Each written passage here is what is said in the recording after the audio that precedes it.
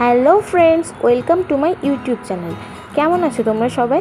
আশা করছি সবাই খুব খুব খুব ভালো আছো। আমিও খুব ভালো আছি। আজকে আমি তোমাদের সাথে আরেকটি আই লুক শেয়ার করতে চলে এসেছি। চলো তাহলে সময় নষ্ট না করে শুরু করা যাক। আমি কিভাবে এটা তৈরি করেছি দেখতে থাকো।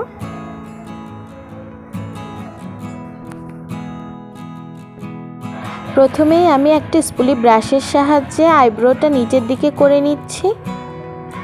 তারপর বরাবরের মতো দুটো আইব্রো পেন্সিল নিয়ে নিয়েছি, একটা ব্ল্যাক কালারের এবং একটা ব্রাউন কালারের। ব্ল্যাক কালারটা দিয়ে আমি আইব্রোটা ফিল করব এবং ব্রাউন কালারটা দিয়ে আমি আইব্রো লাইনটা টেনে নেব। আমার আইব্রো লাইনটা টানা হয়ে গেছে। এখন আমি ব্ল্যাক কালারের আইব্রো পেন্সিলটা দিয়ে আইব্রোটা ফিল করে নিচ্ছি। এরপর আমি স্পুলি ব্রাশটার সাহায্যে ভালোভাবে আইব্রো পেন্সিলের কালিগুলো ব্লেন্ড করে নিচ্ছি। এরপর আমি এলেগাল প্রো কনসিলারের সাহায্যে আমার আইব্রো লাইনটা শেপ করে নিচ্ছি স্মুথ দেখানোর জন্য। খুব সাবধানতার সাথে আইব্রোর লাইনটা ফিল করতে হবে, না হলে আমার আইব্রোটা নষ্ট হয়ে যাবে। এই জন্য আমি একটু সময় নিয়ে সুন্দর করে আস্তে আস্তে ফিল করে নিলাম। আমি আইলিডের উপরেও কনসিলার লাগিয়ে নিচ্ছি আইশ্যাডো বেজ হিসেবে, একই সাথে লোয়ার লিডেও কনসিলার লাগিয়ে নিচ্ছি। এরপর আমি একটা ভেজা বিউটি ব্লেন্ডারের সাহায্যে আমি পুরো কনসিলারটাই সুন্দরভাবে ব্লেন্ড করে নেব, যেন কোনো হার্শ লাইন না থাকে।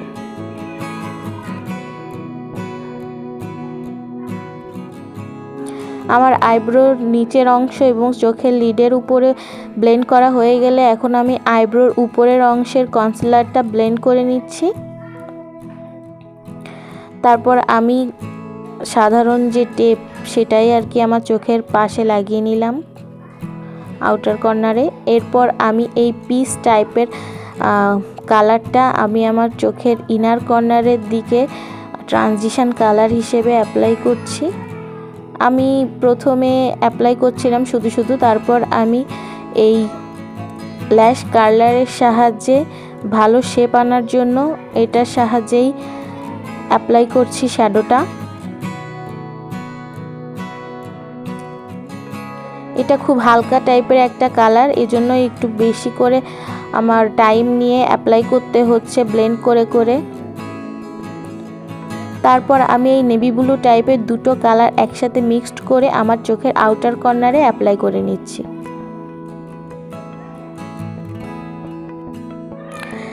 আমি আউটার কর্নারটা একটু বেশি গাঢ় করব, এই জন্য আমি ধাপে ধাপে ব্লেন্ড করে করে কালারটা বিল্ড আপ করার চেষ্টা করছি। দেখতেই পাচ্ছ কি সুন্দরভাবে আমি দুটো কালার মিক্সড করে একটা সুন্দর কালার ক্রিয়েট করেছি।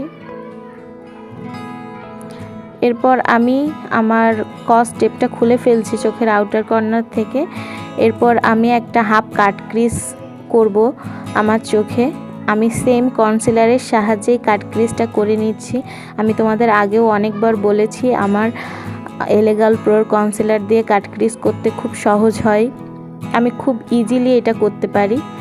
এরপর আমি জাস্ট একটা হোয়াইট শ্যাডো আমার চোখের কাট ক্রিজের উপরে অ্যাপ্লাই করে নিচ্ছি।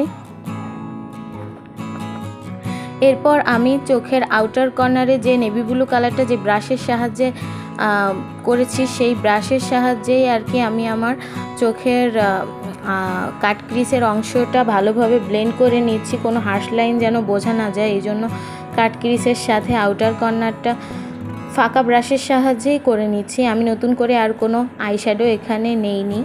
আমি চোখের লোয়ার লিডেও সেম কালারের নেভি ব্লু কালারের শ্যাডোটা লাগিয়ে নিচ্ছি। তারপর আমি পিস যে কালারটা ব্যবহার করেছি ওটা ইনার কর্নারে অ্যাপ্লাই করে নিলাম। এরপর আমি চোখের কাট ক্রিজের অংশে একটা গ্লিটার আইলাইনার লাগিয়ে নিচ্ছি। এটা গোল্ডেন টাইপের একটা কালার।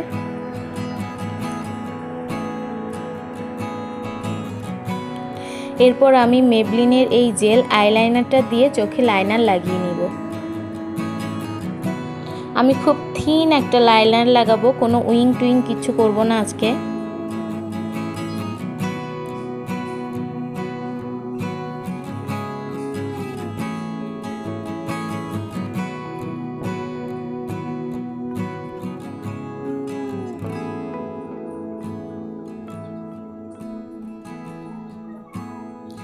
এরপর আমি চোখের আইলাইনারে একটা ফক্সি লুক দেওয়ার জন্য আমি আমার চোখের ইনার কর্নারটাও একটু করে নিচ্ছি। আমি আইল্যাশ কার্লার দিয়ে আমার চোখের ন্যাচারাল ল্যাশকে কার্ল করে নিলাম। এরপর আমি এমএনের এই মাস্কারাটা আমার চোখের ন্যাচারাল ল্যাশে লাগিয়ে নিচ্ছি। আমি প্রথমে আপার ল্যাশে লাগিয়ে নিব, তারপরে লোয়ার ল্যাশেও লাগিয়ে নিব সেম মাস্কারাটাই।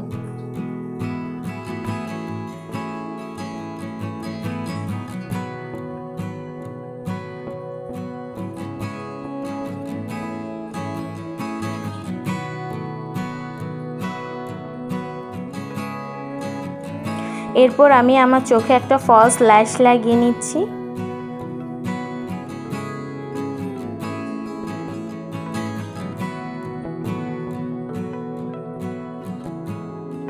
এবার চলে এসেছে ফাইনাল লুক। দেখো তো আজকে আমার লুকটা কেমন হয়েছে, একদম অন্যরকম একটা লুক তোমাদের সাথে শেয়ার করলাম। আমাকে কমেন্ট করে অবশ্যই জানাবে কেমন লেগেছে আজকের লুকটা। আর তোমরাও চাইলে এটা ট্রাই করতে পারো, অবশ্যই তোমরাও ট্রাই করবে।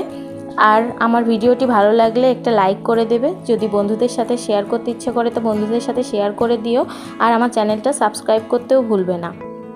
আজকের এ পর্যন্তই, দেখা হবে পরবর্তী কোনো ভিডিওতে। সে পর্যন্ত ভালো থাকো, টাটা।